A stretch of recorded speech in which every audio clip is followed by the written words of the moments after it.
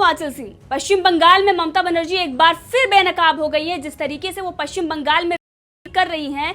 वहां की जनता है जो भुखमरी से मर रही है, वहां पर हॉस्पिटलों की जो दुर्दशा है, और वहीं पर ममता बनर्जी को सिर्फ और सिर्फ वोट बैंक की चिंता है। इससे पहले भी हमने आपको दिखाया था कि किस तरीके से वो अपनी राजनीति पकड़ मजबूत करने की कोशिश कर रही है, और जो जनता कोरोना महामारी में जिस तरीके से उसकी दुर्दशा हो रही है, उसकी बिल्कुल भी उनको फिक्र नहीं है। और इसी को लेकर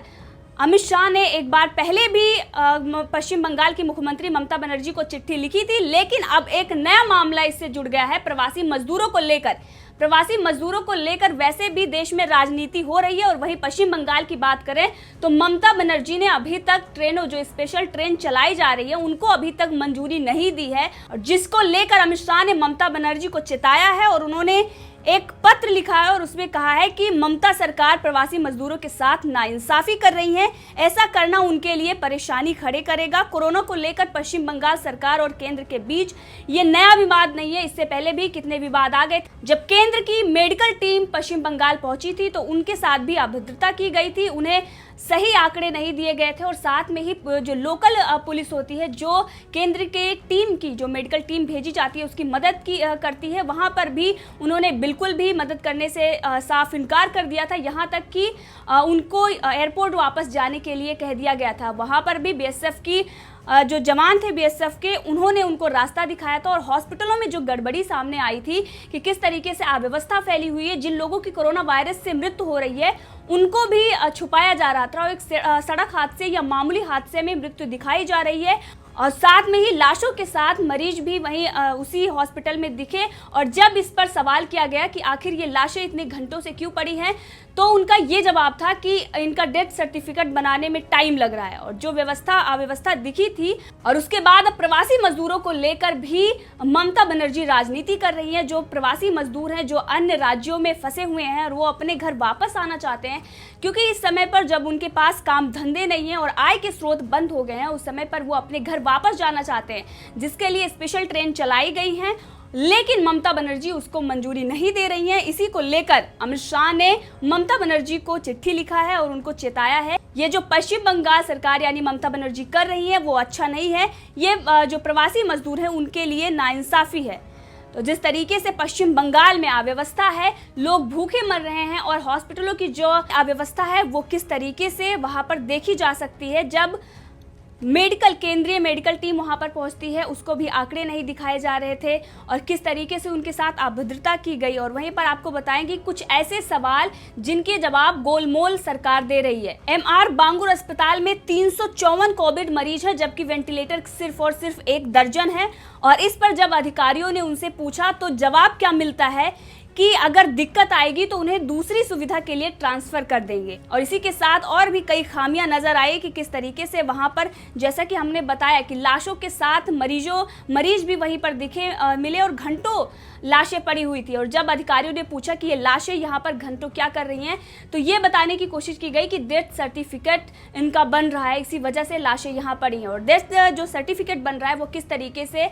कि जो कोविड-19 से लोग मर रहे हैं उनकी भी मौत को छुपाया जा रहा है, और कहा जा रहा है कि मामूली सड़क हादसे या कोई मामूली मामला दिखाकर इसे कोविड-19 का पेशेंट नहीं बताया जाएगा। तो ममता सरकार, जो पश्चिम बंगाल की मुख्यमंत्री ममता बनर्जी हैं, वो किस तरीके से पश्चिम बंगाल में राजनीति कर रही हैं, और पूरी तरीके से चुनाव को मद्देनजर रखते हुए वो लोगों के साथ नाइंसाफी कर रही हैं, और वहां की जनता किस तरीके से त्रस्त है ये साफ देखा जा सकता है कि जो वहां पर लोग मर रहे हैं उनको लाशों को छुपाया जा रहा है, उनके घर परिवार वालों को भी नहीं दिया जा रहा है, इधर उधर डिस्पोज किए जा रहे हैं। ये सारी खबरें जब सोशल मीडिया पर आती हैं, उसके बाद ममता बनर्जी का ये कहना होता है कि ये सिर्फ और सिर्फ राजनीति की जा रही है, ऐसा कुछ नहीं है। लेकिन जो तस्वीरें सामने आ रही है वो साफ करती हैं कि किस तरीके से पश्चिम बंगाल में एक तानाशाही चल रही है, और पश्चिम बंगाल की मुख्यमंत्री ममता बनर्जी लोगों का जो विश्वास है वो खोती जा रही है। वहाँ की जो आम जनता है वो कितनी त्रस्त है, इससे आप देख सकते हैं। इस महामारी में जब पूरा देश एकजुट होकर लड़ रहा है,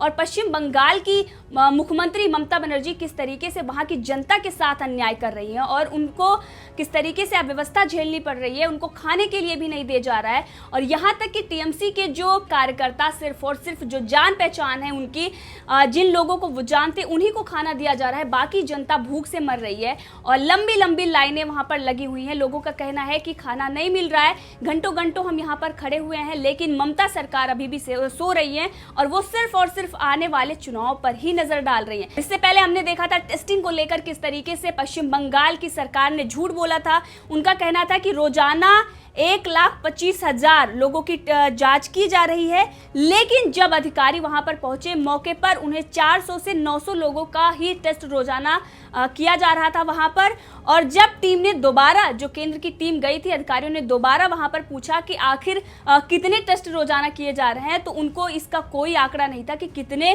टेस्ट रोजाना किए जा रहे थे। लेकिन जब पहले उन्होंने सवाल किया तो ये मिला कि 400 से 900 लोग। और ममता बनर्जी, यहाँ तक कि मुख्यमंत्री, जो पश्चिम बंगाल की सरकार है, वो कह रही है कि यहाँ पर 1,25,000 टेस्ट रोजाना किए जा रहे हैं और ये जो टेस्ट है ये उच्चतम स्तर की बताई जा रही है। लेकिन जो अन्य प्रदेशों में हो रहा है ये उच्चतम जो क्षमता है उच्चतम स्तर की है, लेकिन पश्चिम बंगाल में अभी भी अगर जो जमीनी हकीकत देखें तो वो प्रारंभिक स्तर की जांच चल रही है। तो जो जिस तरीके से आंकड़े सामने आ रहे हैं यहाँ पर, इससे ये देखा जा सकता है कि पश्चिम बंगाल में बहुत कुछ छुपाने की कोशिश की जा रही है और लगातार जब वहाँ पर केंद्र की टीम जाती है तो उसके साथ अभद्रता की जाती है, उसको घुसने नहीं दिया जाता है, उसको कोई आंकड़े नहीं बताए जाते, यहाँ तक कि हॉस्पिटल का रास्ता भी नहीं बताया जाता। जो लोकल पुलिस है वो इसमें मदद करती है, लेकिन लोकल पुलिस ने साफ मना कर दिया, यानी कि सरकार के प्रेशर में आके किस तरीके से सरकार पुलिस पर दबाव बनाकर लोगों के साथ अन्याय कर रही है और जो केंद्र की टीम जा रही है उसको हॉस्पिटल का रास्ता भी नहीं बताया जा रहा है।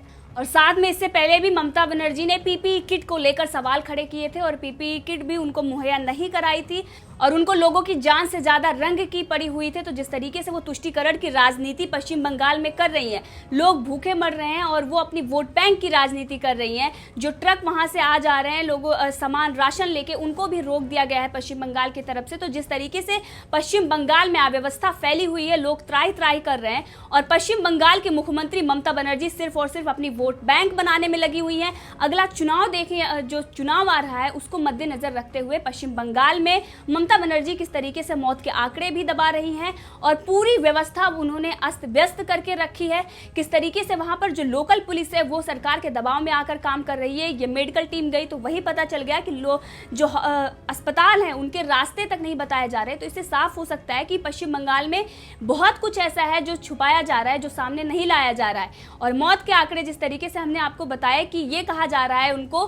कि जो वहाँ पर लोग मर रहे हैं कोविड-19 से, उनका कोविड-19 नहीं लिखना है, वो मौत सिंपल या सड़क हादसा नॉर्मल दिखाना है। तो पश्चिम बंगाल में ममता बनर्जी ने सिर्फ और सिर्फ चुनाव को ही देखते हुए किस तरीके से वो काम कर रही हैं और ये पूरी जनता के लिए बहुत ही खतरनाक है। जिस तरीके से वहाँ मौतें हो रही हैं, कोविड-19 के आंकड़े आ रहे हैं, वो भी राज्य सरकार उसको केंद्र सरकार के साथ साझा नहीं कर रही है और वहीं पर प्रवासी मजदूरों को लेकर वो प्रवासी मजदूरों को भी आने नहीं दे रही है। स्पेशल ट्रेन की बात करें तो वो अपने प्रदेश में जो स्पेशल ट्रेन है उसको मंजूरी नहीं दे रही है, जिसके बाद अमित शाह ने चेतावनी भी दी। लेकिन ममता बनर्जी जो अलग अलग राज्यों में लोग फंसे हुए हैं उनको आने की मंजूरी नहीं दे रही है। और वहीं आपको बता दें कि जो लोग प्रवासी लोग फंसे हुए हैं अन्य राज्यों में, इतनी दिक्कतों का सामना करना पड़ रहा है और वो घर लौटना चाह रहे हैं, तो राज्य सरकार उनको मंजूरी नहीं दे रही है। और पश्चिम बंगाल में ममता बनर्जी प्रवासी मजदूरों को इसलिए नहीं आने दे रही है क्योंकि उनके आने पर उनको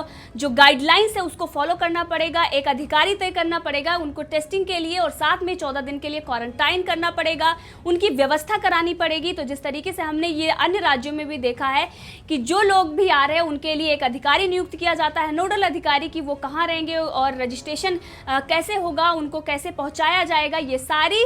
व्यवस्था अधिकारी करता है। और वहीं पर पश्चिम बंगाल में इसकी कोई व्यवस्था नहीं है और ममता बनर्जी इससे अपने आप को बचाने की कोशिश कर रही है और भाग खड़ी हो रही है जिम्मेदारियों से। तो प्रवासी मजदूरों के लिए इसलिए उन्होंने स्पेशल ट्रेनों की जो चलाने की मांग की गई थी उसको रोक दिया है कि यहाँ पर ट्रेनें नहीं आएंगी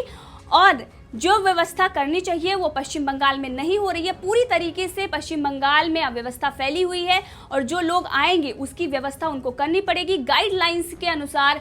जैसे कि हमने आपको बताया कि जो लोग आएंगे उनकी टेस्टिंग करवानी पड़ेगी और उसके बाद 14 दिन का क्वारंटाइन होगा। साथ में ही उनकी पूरी व्यवस्था राज्य सरकार को देखनी पड़ेगी। जो वो 14 दिन तक उनको क्वारंटाइन रखा जाएगा, उसकी पूरी व्यवस्था और पूरा भार राज्य सरकार पर होता। इसीलिए पश्चिम बंगाल में ममता बनर्जी लगातार इस चीज़ का विरोध करती आई है। इससे पहले भी उन्होंने जो कुछ किया वो अव्यवस्था के कारण ही हुआ और सिर्फ आगामी चुनाव पर वो ध्यान दे रही है। यहाँ तक कि प्रशांत किशोर से वो आगामी चुनाव के लिए राय कर रही है। तो एक तरफ पूरी जनता पश्चिम बंगाल की त्राही कर रही है, दूसरी तरफ पश्चिम बंगाल के मुख्यमंत्री प्रशांत किशोर से मिलकर चुनावी रणनीति बना रही है।